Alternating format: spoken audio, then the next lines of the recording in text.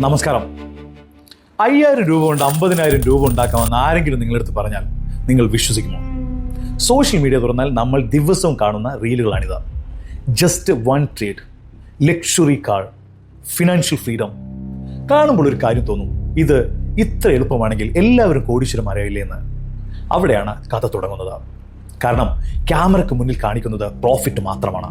പക്ഷേ camera off ആയതിനു ശേഷം എത്ര അക്കൗണ്ട്സ് സീറോ ആയെന്നുള്ളത് ആരും കാണിക്കാറില്ല. സെബിയുടെ റിപ്പോർട്ടുകൾ വീണ്ടും വീണ്ടും പറയുന്ന ഒരു കാര്യമുണ്ട്.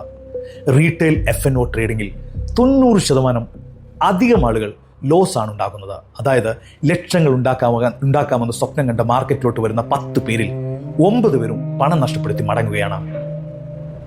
എന്തുകൊണ്ടാണ് ഇങ്ങനെ സംഭവിക്കുന്നത്? യഥാർത്ഥത്തിൽ ഫ്യൂച്ചർ ആൻഡ് ഓപ്ഷൻസ് അല്ലെങ്കിൽ F&O ട്രേഡിംഗ് എന്താണ്? അതിന്റെ പിന്നിലെ സയൻസ് എന്താണ്? ഇന്ന് അതെല്ലാം നമുക്ക് വിശദമായി മനസ്സിലാക്കാം. എന്റെ പേര് Sadiq. Welcome to Sadiq talks. F&O എന്നത് എന്താണ്? പേര് കേൾക്കുമ്പോൾ തന്നെ കുറച്ച് കോംപ്ലിക്കേറ്റഡ് ആയിട്ട് തോന്നാം. പക്ഷേ കോൺസെപ്റ്റ് വളരെ സിമ്പിൾ ആണ്.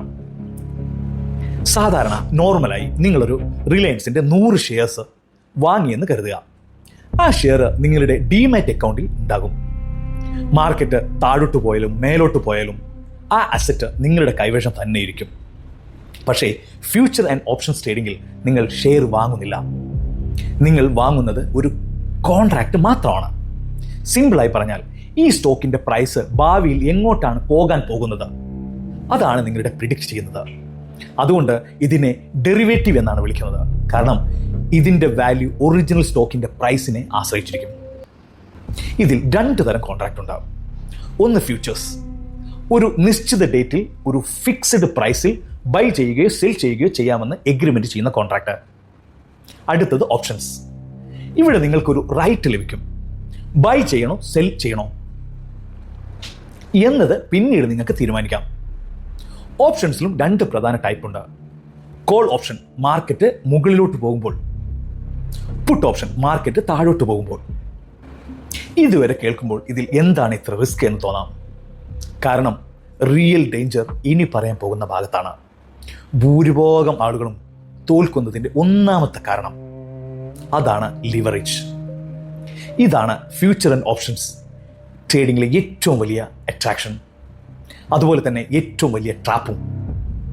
ഒന്ന് ഇമാജിൻ ചെയ്യൂ, നിങ്ങളുടെ കയ്യിൽ 10,000 രൂപ മാത്രമേ ഉള്ളൂ. പക്ഷേ ആ 10,000 രൂപ ഉപയോഗിച്ച് 1,00,000 രൂപ വാല്യൂ ഉള്ള പൊസിഷൻ എടുക്കാൻ സാധിക്കും. ഇതാണ് ലിവറേജ്. ഇനി മാർക്കറ്റ് നിങ്ങൾ വിചാരിച്ച പോലെ മൂവ് ചെയ്താൽ പ്രോഫിറ്റ് വളരെ വേഗത്തിൽ കൂടും. അതുകൊണ്ടാണ് പലരും F&Oയിലോട്ട് വരുന്നത്. പക്ഷേ ഇവിടെ ഒരു ചെറിയ പ്രോബ്ലം ഉണ്ട്.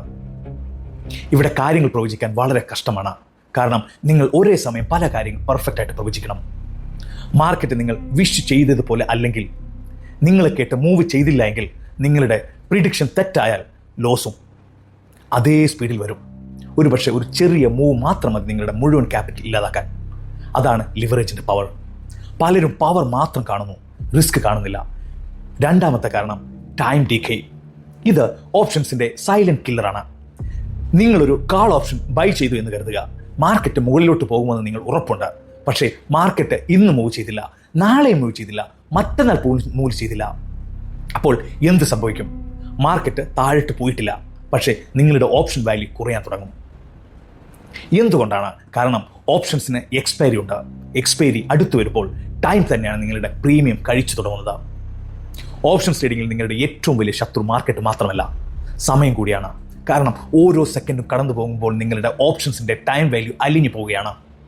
ആ പ്രക്രിയയാണ് ടൈം ഡീകേ അഥവാ കാലക്ഷയം എന്ന് വിളിക്കുന്നത്.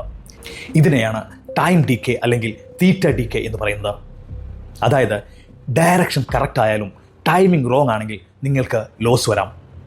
അതാണ് ഓപ്ഷൻസിന്റെ റിയാലിറ്റി. ഇനി ഒരു ചോദ്യം, ഒരു സാധാരണ ഇൻവെസ്റ്റർ എന്ത് ചെയ്യണം?